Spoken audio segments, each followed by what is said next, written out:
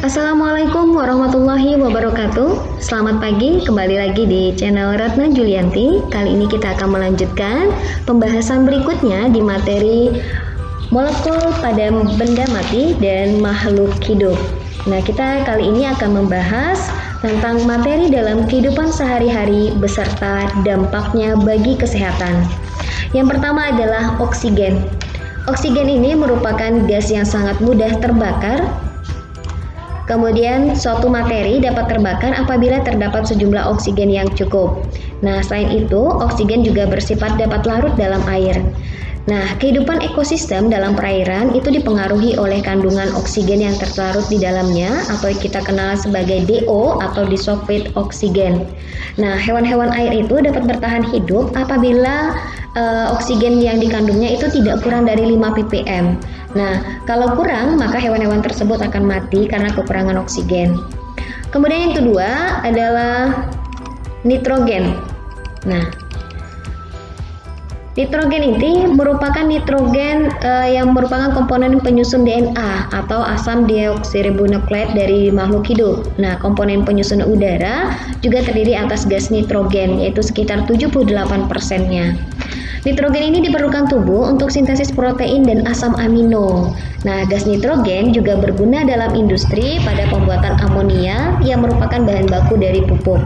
Selain itu, gas nitrogen juga digunakan sebagai pengisi ban dan pada pembuatan es krim. Nah, kemudian karbon dioksida yang ketiga atau dilambangkan dengan CO2. Nah, CO2 ini merupakan gabungan dari atom karbon dan oksigen. Nah, sehingga membentuk senyawa karbon dioksida. Karbon dioksida ini banyak dimanfaatkan sebagai pemadam api kebakaran. Nah, sifat dari senyawa ini tidak berwarna dan tidak berbau. Serta jika dihirup oleh manusia dalam dosis yang tinggi dapat menyebabkan asidosis yang ditandai dengan mual dan sakit kepala.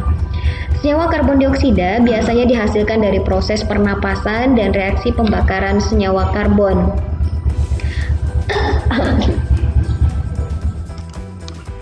Berikutnya adalah mineral. Nah, berdasarkan kebutuhannya di dalam tubuh, maka mineral itu dibedakan menjadi dua, ada mineral makro dan ada mineral mikro.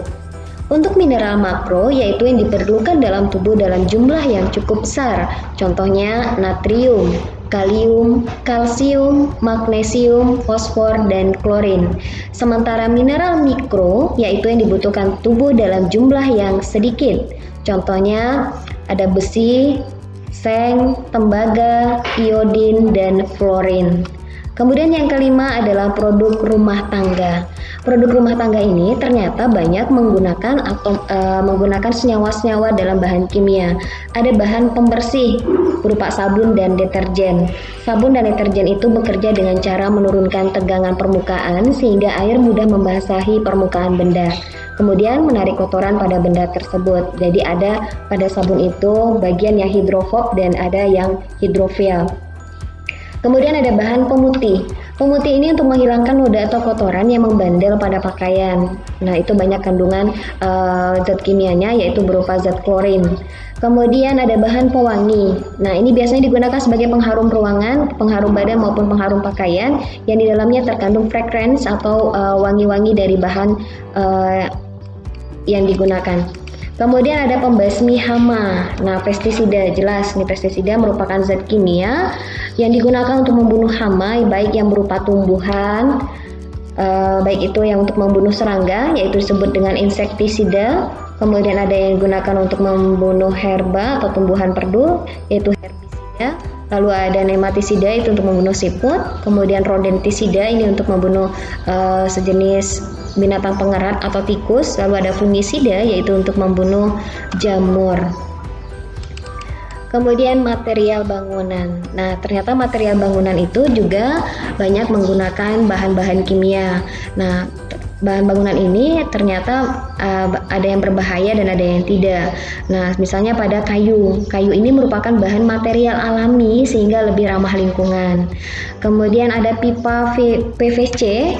Kemudian ada lem dan cat lantai vinil dan karpet plastik yang dibuat dari PVC atau polyvinyl klorida. Itu memiliki sifat yang ringan, kuat, dan reaktivitas rendah sehingga cocok untuk berbagai keperluan.